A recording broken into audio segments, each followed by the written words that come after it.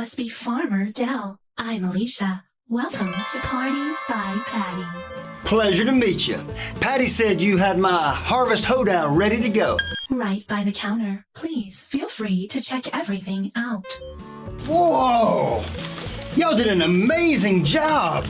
These are going to be so fun to use. You know, tonight we're celebrating a whole year of our community garden. Can you believe it? An entire year. Yeah!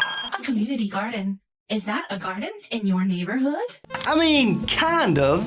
There are neighbors, but also folks from around town too. Community is more than just living near each other.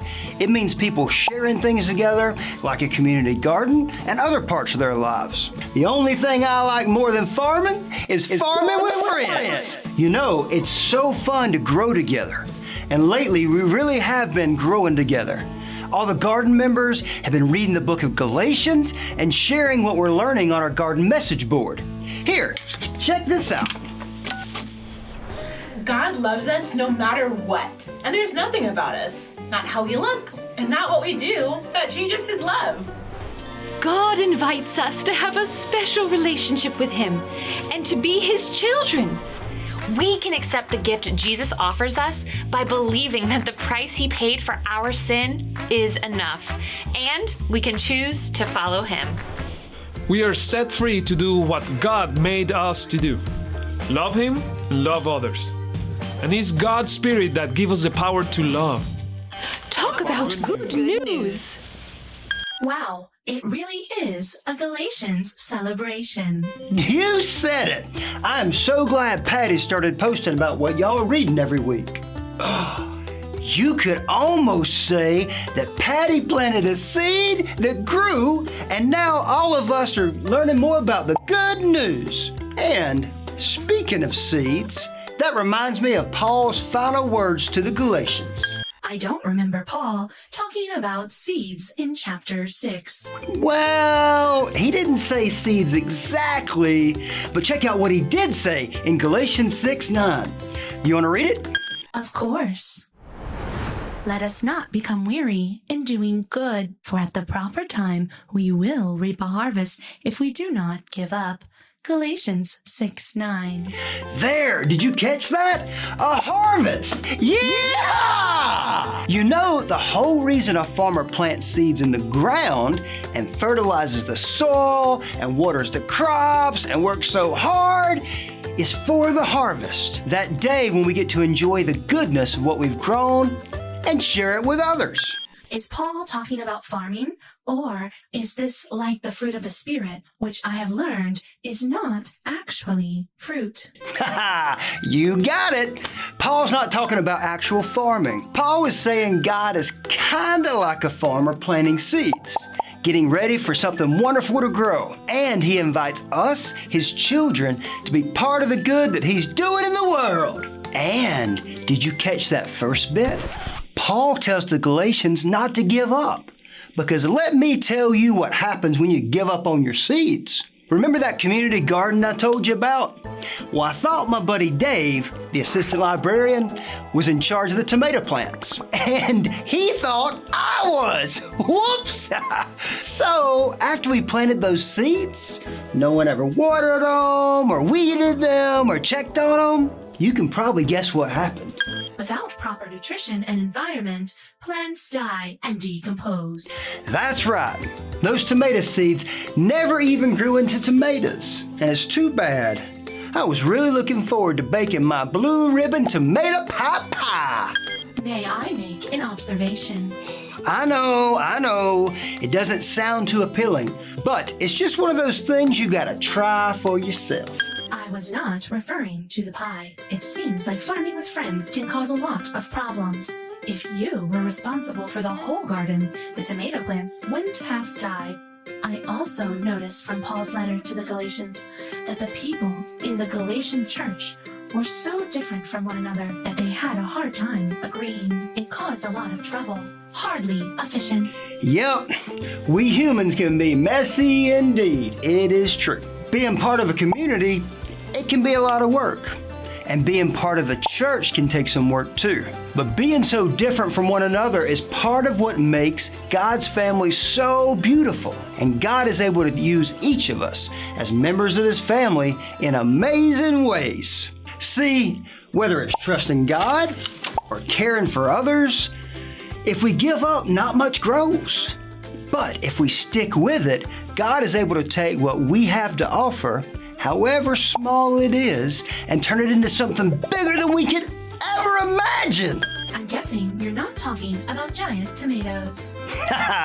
Nope. God's harvest in us might look like the fruit of the Spirit, like faithfulness and love and kindness growing in our lives, but it can also be much more than that. Just look at Paul. I know Patty told you how Paul got started, how Jesus interrupted him on the road and changed his life. Now, let me tell you the end of Paul's story. I'll just set this up right over there. I'll add a Galatians Celebration to the calendar. Here we go. After Paul met Jesus, he spent 30 years traveling all around the world and telling people the good news. Come on, little partner, let's head to that city right over there. Yeehaw! And when he wasn't traveling, he wrote letters to lots of churches, like the one we've been reading. Paul's letter to the Romans, to the Ephesians, to the Colossians, to the Corinthians, to the Nicolaitans. Just kidding. There were no Nicolaitans. I'm just making sure you're paying attention. Paul handed those letters to his friends to deliver for him, and sometimes he didn't know if they'd even make it there or not. Hey there, Phoebe. Will you deliver this letter for me? You betcha, Paul. I'll do my best. Paul's journeys were full of dangers. He was shipwrecked 3 times. Can I borrow this for just 1 second? Whoa! And there's more. He was bitten by a venomous snake, beaten, chased by angry mobs throwing rocks. Is it safe to come out yet? It definitely wasn't easy, but Paul didn't give up. He kept spreading the good news until the Roman emperor eventually had him arrested and killed. Paul spent 30 years following God, planting seeds of good news. He believed God even though he never got to see the final harvest. What was the harvest? Well, through Paul, the good news of Jesus kept spreading all over the world. Paul's letters were translated into over 1,000 different languages and are read by churches everywhere. And here we are, following Jesus and reading Paul's words 2,000 years later. Talk about good news! Paul didn't give up doing what God called him to do, and God used the good seeds he planted to do amazing things. Whoa! Wow, I think I see what you mean about how hard things can be worth it. I'm so glad Paul didn't give up. Me too.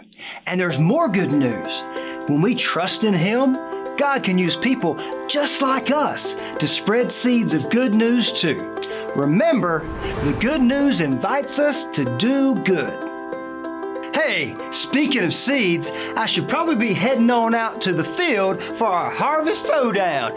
Yeah! May I try saying that nonsense exclamation?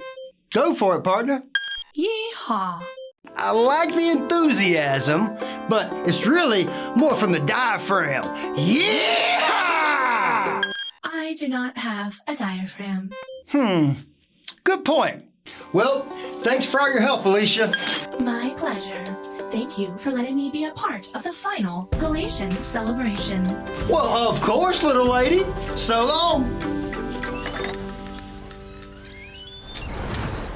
Hey, Alicia, I'm back. Did Farmer Dell stop by? You just missed him. Was your errand successful? I should say so. Look what I got. I do not remember that being on the party planning list. Well, it's just a little something I got for a friend. Here, try it on.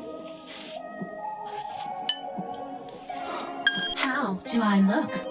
like you're ready to party. You mean You and I should go down to the community garden and celebrate. What do you say? joining the party is not the most efficient use of my time? Alicia. But being a part of a community sounds like it is worth it. I suppose just this once I could plan and party. After all, a good harvest is good news. And good news is worth celebrating. All right, bestie. Let's go. Yeehaw!